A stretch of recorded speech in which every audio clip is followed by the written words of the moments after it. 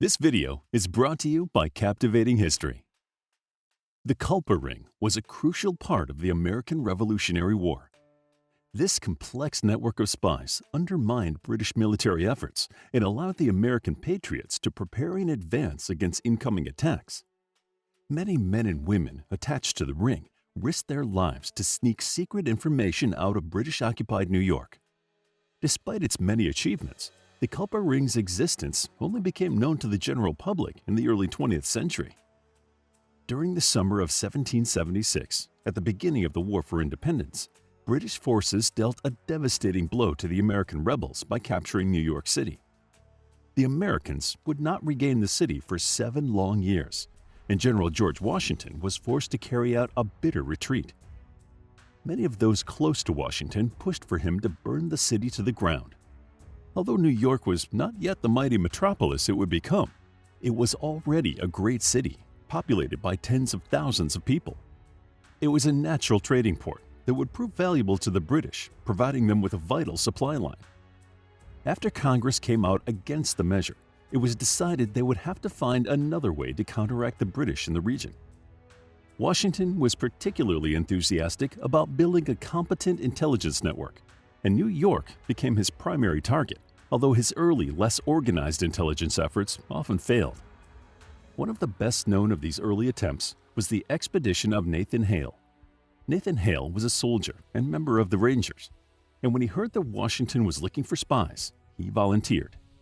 His attempt to infiltrate New York would serve as a test run for later espionage efforts, including the Culper Ring.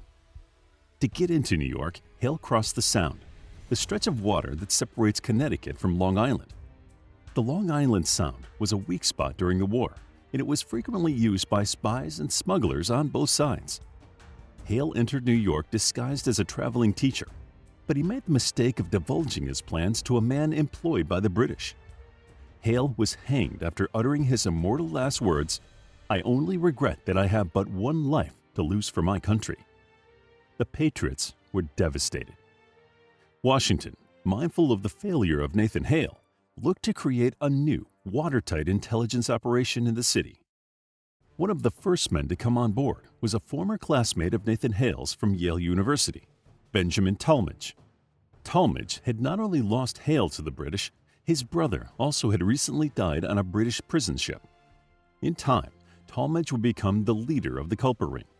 But initially, he was put on the payroll of a man named Nathaniel Sackett. Sackett had been given a budget by Washington to recruit spies in New York. Talmadge ran messages to Washington, but Sackett's operation was ineffective, and it quickly collapsed for reasons unknown. After a brief hiatus, Washington received a message from a former whaler named Caleb Brewster. Brewster believed he could help Washington gather intelligence in New York using his whaling boats, and the now experienced Talmadge was sent to help Brewster create a new spy ring. And so it was that the Culper Ring was born. Aware of the heavy burden that fell upon him, Talmadge would not copy the reckless techniques of past operatives, but would instead pursue a more careful form of espionage. Instead of appointing military men, Talmadge used a farmer, Abraham Woodhull, as the ring's first key operative. Woodhull didn't seem likely to be a spy, and his sister lived in New York City, so his movements didn't look too suspicious. Woodhull himself was given an alias, Samuel Culper, which gave the spy ring its name. When in the city, Woodhull successfully recruited several spies without a hitch, and they began gathering crucial intelligence. Some of these operatives were women, as they typically raised less suspicion among the British, who were generally on the lookout for male agents. One of the most important female members was known as Agent 355, who some historians now believe was a local woman named Anna Strong. Anna's husband had been arrested early in the war for working with the Patriots, and it is possible she remained in Long Island to take up espionage herself. A system was soon worked out using Brewster's boats. Brewster would regularly meet Woodhull at a series of secluded coves in Setauket, Long Island. He would pick up the information he needed, then head back across the Sound to Talmadge.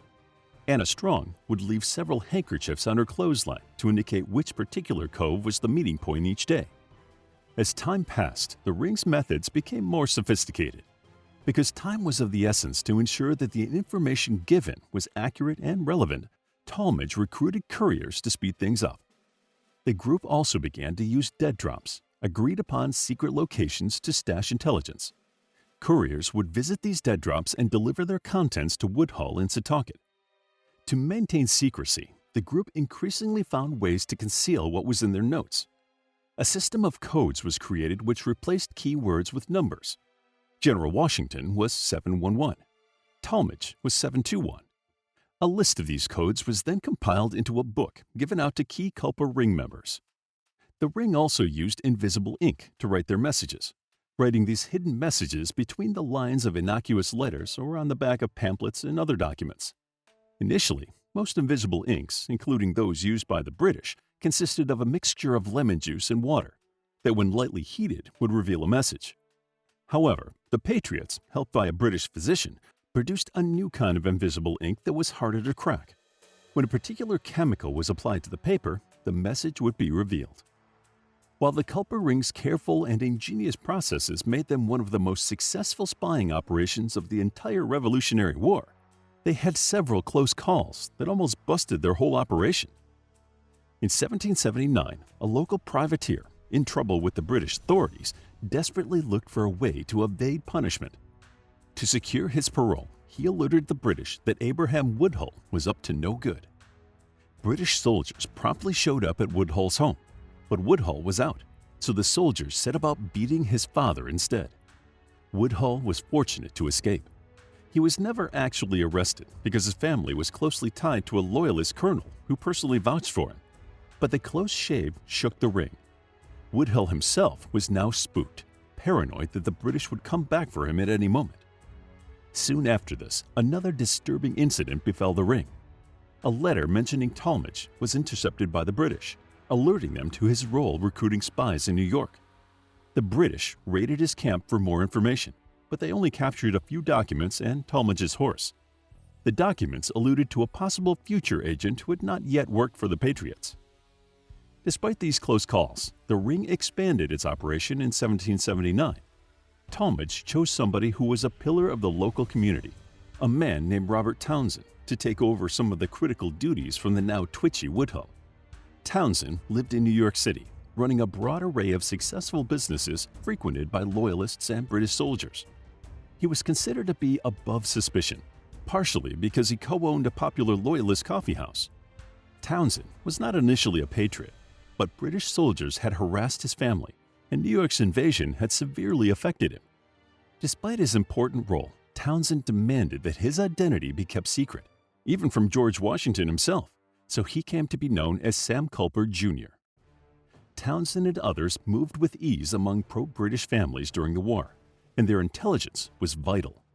For example, the team discovered that the British were artificially inflating the American currency to damage the economy by handing out counterfeit dollars. They also repeatedly informed General Washington of troop numbers, the names of commanding officers, and provided the dates and locations of future attacks. Although they did not always warn the Patriots in time, they did an excellent job of preparing Washington for the raids of the British commander, General Clinton, in the latter half of the war. On one occasion, the Ring warned the French, who were arriving in Rhode Island to support the cause, of an imminent attack. Their speedy intelligence allowed the French and the Americans to prepare themselves and ultimately save the day. Unfortunately, the Culper Ring's activities were eventually drastically affected by the terrible betrayal of Benedict Arnold. Arnold's defection to the British is legendary because he was once a respected American war hero and a patriot. After marrying a loyalist and being passed over for promotion, he switched sides. Washington had placed Arnold in charge of West Point, an essential fort in the state of New York, but Arnold was soon planning to hand the fort over to the British, an act which could have turned the tide of the war. Talmadge himself helped to bring Arnold down, as he already knew from his intelligence that somebody high up had betrayed the Patriot cause. While Arnold's treachery was discovered just in time, some of the intelligence he provided the British with was very damaging. The British immediately arrested a Patriot spy in New York on Arnold's information. The captured spy, a man named Mulligan, was an agent of Alexander Hamilton, but he also worked closely with the Culper Ring. The Ring itself was thrown into disarray, as they had no way of knowing how many spies' names had been passed into British hands. The operation immediately ground to a halt. As it turned out, Talmadge had done a fantastic job of protecting their identities, and the Ring members were in the clear. Although the Culper Ring briefly attempted to restart their activities, they soon ran into other difficulties.